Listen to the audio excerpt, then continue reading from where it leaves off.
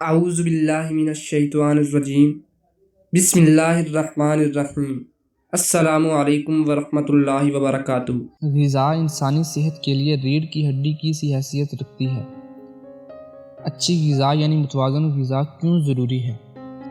اس سوال کا مختصر مگر جامع جواب یہ ہے کہ انسان کی صحت کے لیے ضروری تمام اجزاء یعنی نیوٹرینٹس کا ایک دوسرے کے ساتھ گہرا تعلق ہے۔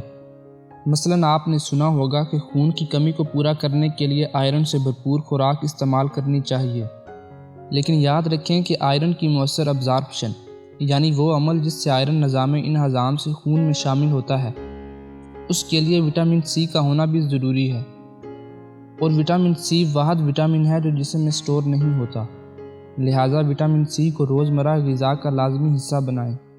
وٹامن سی کے ذرائع میں بالعموم تمام سبزیاں اور پھل، اور بالخصوص ترش پھل شامل ہیں۔ اچھی غذا یعنی متوازن غذا جسمانی صحت کو بہترین سطح پر لاتی ہے، جبکہ ناقص غذا صحت کے معیار پر پورا نہیں اترتی۔ متوازن غذا چونکہ انسان کو ہر خطرناک جسمانی مرض سے محفوظ رکھتی ہے، لہٰذا اسے بہترین دوا بھی قرار دیا جا سکتا ہے۔ متوازن غذا سے مراد ایسی غذا ہے جو انسانی صحت کے لیے ضروری تمام اجزاء پر مشتمل ہو۔ ان اجزاء کو مختصر مگر جامع انداز میں پیش کیا جاتا ہے۔ نمبر 1، پانی۔ پانی انسانی جسم میں سب سے زیادہ پایا جانے والا جزو ہے، اس لیے آپ اپنے جسم میں پانی کی مناسب مقدار برقرار رکھیں۔ نمبر 2، کاربوہائیڈریٹس یا نشاستہ۔ نشاستہ متوازن غذا کا وہ جز ہے جو انسانی جسم میں ہونے والی تمام سرگرمیوں کے لیے توانائی کا بنیادی ایندھن ہے۔ کاربوہائیڈریٹس یا نشاستہ کے وہ صحت بخش ذرائع جنہیں زیادہ استعمال کرنا چاہیے، ان میں جو، کھجور، انجیر، کشمش، شکر یا گڑ، مکئی، گندم اور چاول جو خالص حالت میں ہوں یعنی مکمل اجزاء پر مشتمل ہوں شامل ہیں۔ نشاستہ کے وہ ذرائع جنہیں بہت کم یا بالکل استعمال نہیں کرنا چاہیے، ان میں چاول اور گندم جو خالص حالت میں نہ ہوں، چینی، بیکری کی مصنوعات، مٹھائی، سافٹ ڈرنک جیسے Coca Cola, Pepsi, soda water, چائے اور قہوہ شامل ہیں۔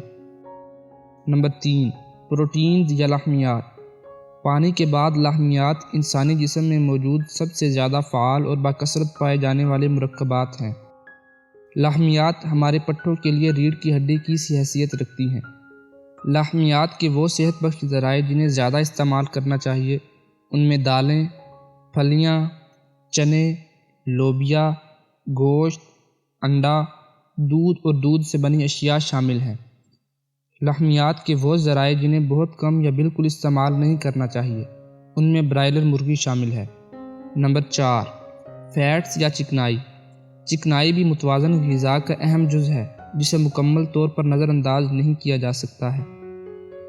چکنائی کے وہ صحت بخش ذرائع جنہیں زیادہ استعمال کرنا چاہیے، ان میں زیتون کا تیل، بادام، اخروٹ، کاجو، پستہ، ناریل، السی، تل، تخم ملنگا، تخم داؤدی، چارے مغز، دیسی گھی، مکھن اور کوکنگ آئل شامل ہیں۔